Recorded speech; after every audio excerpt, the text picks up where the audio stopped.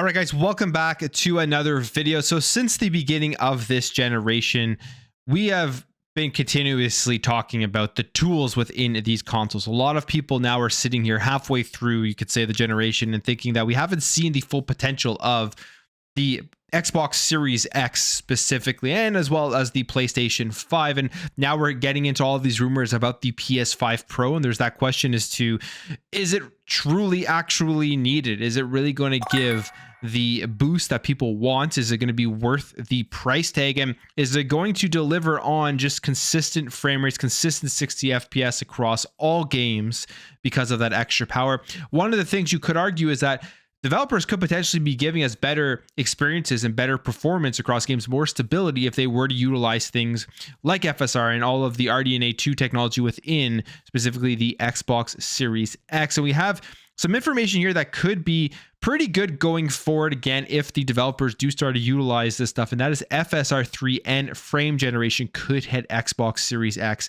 this year, debuting with Indiana Jones, which, as we know, is a PC and Xbox exclusive. It says Indiana Jones and the Great Circle from Machine Games and Bethesda is a PC and Xbox exclusive, and there's a good chance it will support both FSR on each platform. Now, it says that they just announced AMD's FSR 3.1, which is the latest version of this technology, and there is some pretty cool stuff here. They did announce it at GDC this year.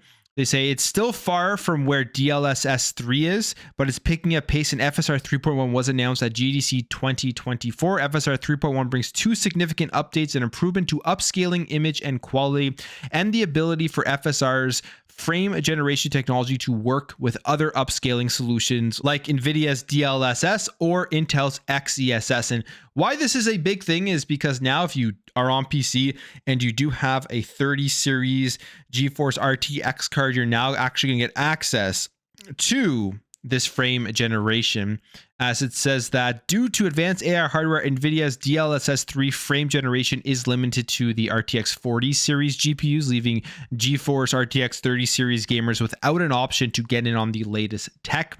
With FSR 3's frame generation improving, pairing it with DLSS upscaling is very cool. And they announced that FSR 3 is starting off here supporting a bunch of additional games here, like Cyberpunk and Dragon's Dogma 2 and Warhammer 40,000, Space Marine 2. So pretty good announcement there from the technology side on the PC thing. But when Xbox comes into play here, will developers be utilizing it? And it looks like they potentially can be if they're going to be implementing it into their games, and then just as well releasing this on Xbox. If it is exclusive to that ecosystem, it could be added here to Indiana Jones, saying AMD also included support for the Vulkan API and Xbox in the update, specifically Xbox Game Development Kit support. Although FSR 3 upscaling and frame generation have been available on PC for a while, they have not yet made their way to the consoles. So this could be the beginning. New FSR 3.1 update only hints at the update arriving later this year, but mentioning Vulkan and Xbox in the same sentence does suggest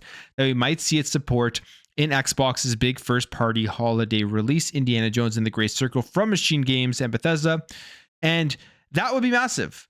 That would be a huge thing here if we can start seeing more of this technology implemented into these first-party Xbox games, because that is going to be, in my opinion, the biggest thing going forward with a pro console, with a next generation console. Yes, of course, the update in power, a better CPU is going to be a big thing.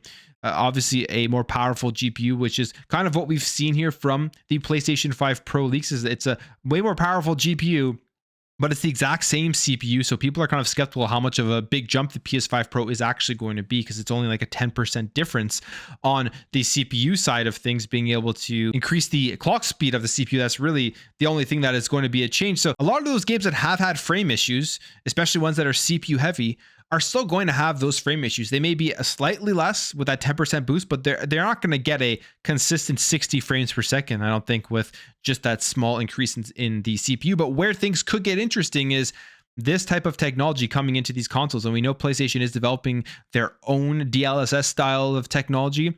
And if they are able to work some magic, that may give a significant boost.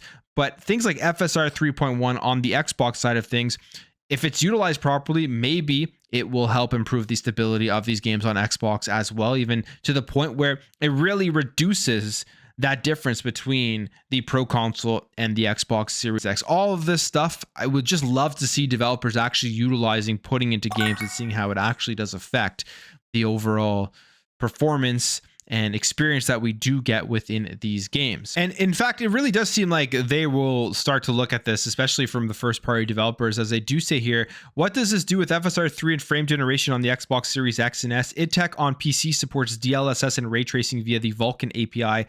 Even though Xbox is purely a DirectX machine with Indiana Jones and the Great Circle launching on PC and Xbox, the only way it can support FSR 3 on both platforms is with FSR adding Vulkan and Xbox support, which is exactly what AMD has done with FSR 3.1. So it's big. Well, we'll see if it does come out. I feel like Indiana Jones may be that game where we really get that first look at how these tools can actually help improve the performance of these consoles. We are getting into the later end, the second half of the Xbox Series X, and there's still a lot of people out there who don't believe that these things have really shown what they are capable of, and still a lot yet to be desired for the Xbox Series X, especially on the stability of the frame rate side of things. I've said throughout this generation, I still think these consoles have been pretty good. I mean, we've gotten mainly performance modes on all of these games that have come out. There have been a couple of issues here and there, a couple of only 30 FPS ones, which have obviously caused a lot of outrage within the gaming community.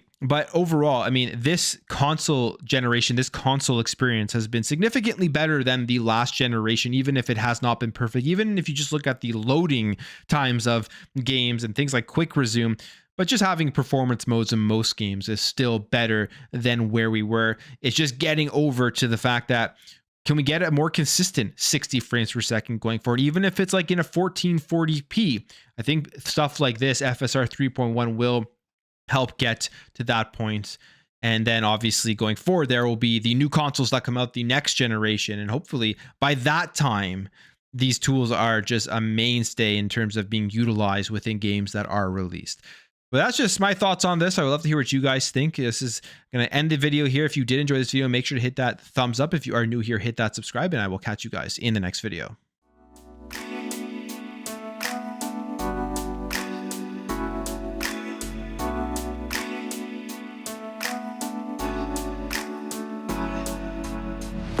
Bye.